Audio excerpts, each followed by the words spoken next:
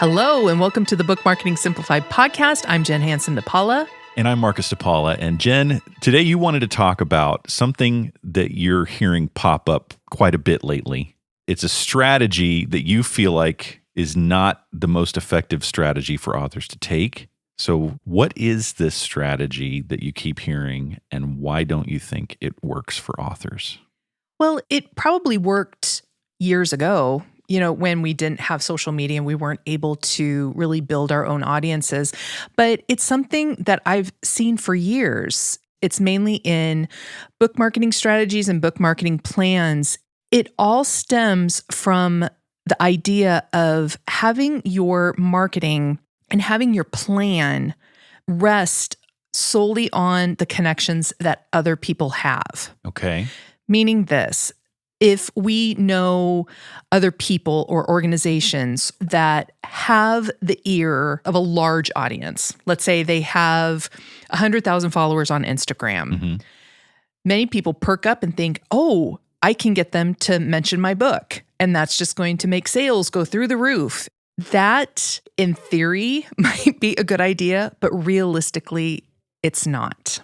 And the reason that it is not a good idea, there's several reasons. The first one being that in marketing, you need a minimum of 8 impressions in order for anyone to actually take action on what they are seeing. So if I'm an influencer who has 100,000 followers and I mention, hey, there's this book that so-and-so wrote, you should go get it. This audience is a cold audience for this author.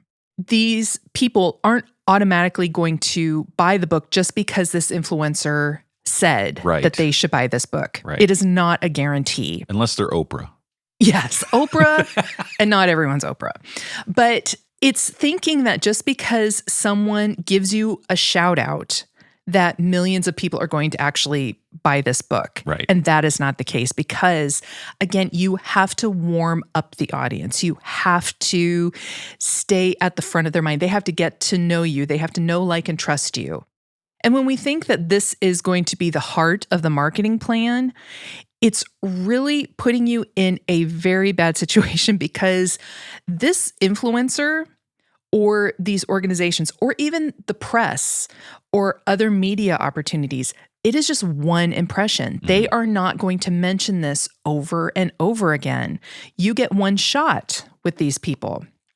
And so basing your entire marketing plan on the hope that this person or this organization is going to be the saving grace of your book is not realistic, and it's not sustainable. So if you have a marketing consultant or a marketing team at a publisher that is wanting to spend money, so there are some influencers where you can pay them hundreds or even thousands of dollars to have your product featured, and there's a lot of companies that do this.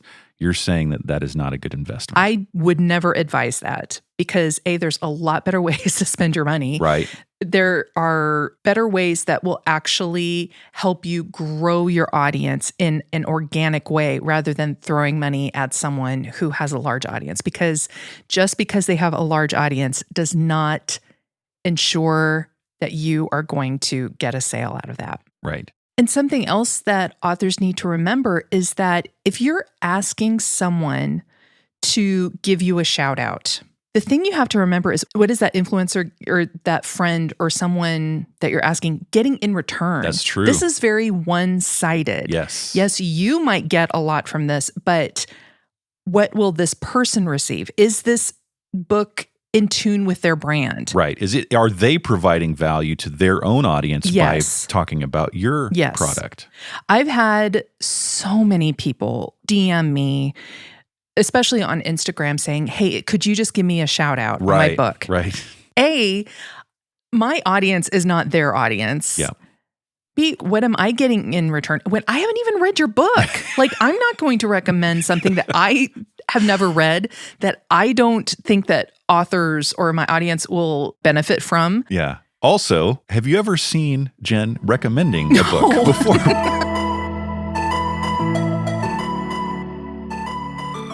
So now that we know that it's not a good idea to rely on other people's audiences as your primary marketing strategy. If you do choose to go that route, what might be some of the possible trade-offs that come with that? Well, you might get some new followers. You might get some sales. It really depends on the influencer.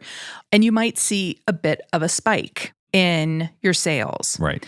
But the thing to remember too, especially with Amazon, is when Amazon sees a big spike, they don't really respond positively to big spikes. They respond positively to sustainability. Sustained growth. Yes. There are going to be bumps along the way. Right. But if you can keep those sales going, and so when they see a huge spike and then an equal spike down, it's not going to give you more visibility.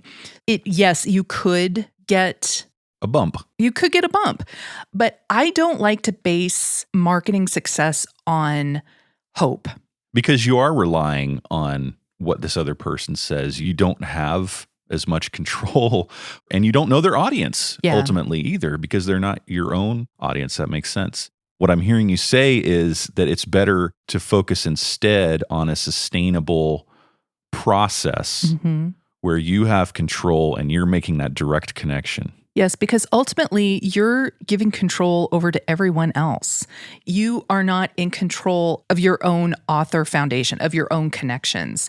Because if you aren't focusing on growing your own audience and you're constantly relying on other people's audiences and other media opportunities and all these other things, and not that there's anything wrong with that, sprinkling that in is totally fine. But when it's the heart of your marketing plan, it's going to get very costly. And every time you come out with a new book, you're going to have to pay up the same amount or more. And you're going to have to constantly be chasing after these influencers. And so it's not that you can't do this, but making it the foundation of your marketing plan is not a wise move.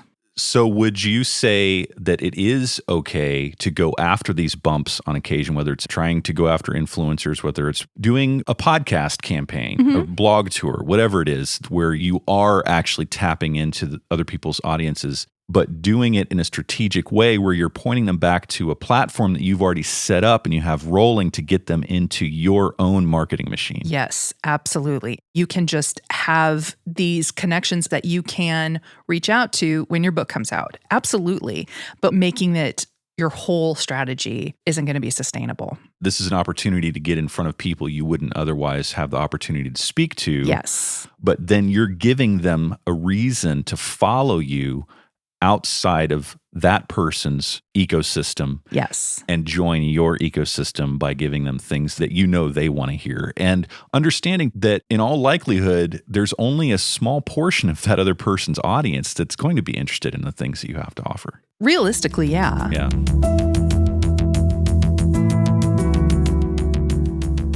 All right, so now that we understand the trade-offs, we've already covered a little bit of how authors can take advantage of this. But what do you think authors should do that is a more valuable use of their time for their marketing strategy? Well, first of all, if they are going to be tapping into influencers or other outlets or other media opportunities, give them a reason to sign up for your newsletter. Meaning this, if you ask someone to give you a shout out for your book, say, I want them to experience a payoff or experience this book even before it comes out. So sign up for my newsletter list where you'll get this free video, or you'll get these free chapters, or you'll get this novella that kind of sets up the book. Something they can only get if they sign up for your email list. And so then that shout out is going to help grow your newsletter list. You might get a few signups from that.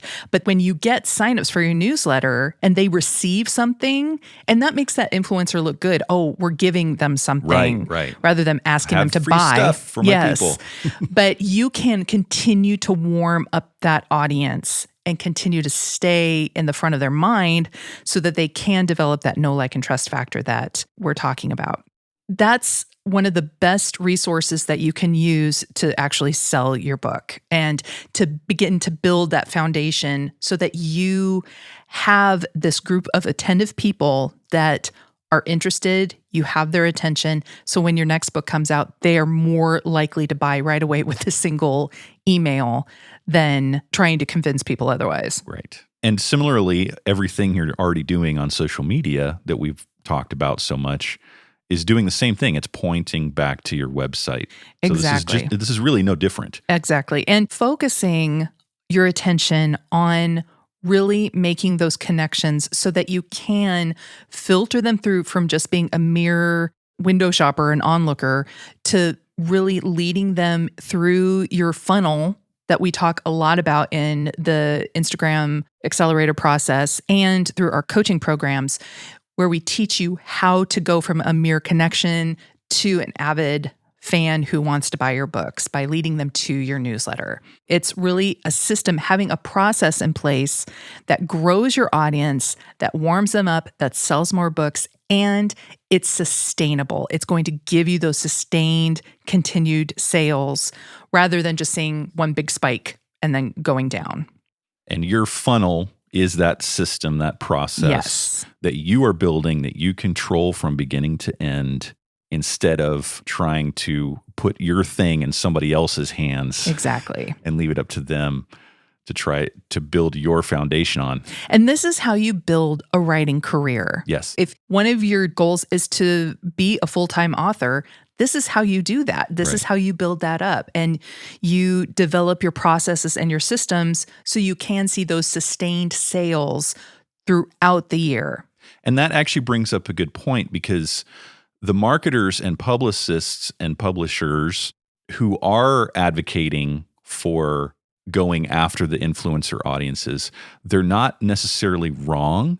It's just that their focus is not on your career. Their focus is on selling as many of that particular book as possible. And so they are looking for that spike because they're done with your marketing campaign a month or two after it's released. Yeah, they're focused mostly on the promotional phase. And there's nothing wrong with that. No, that's just how the system works. But when you can have a solid foundation within the attraction phase, we talked about the 3 phases of marketing a lot: the attraction phase, the promotional phase, and the follow-up phase. Mm-hmm. And if you have a publisher, they will focus on the promotional phase. Right. More and more publishers are relying solely on authors to market their book.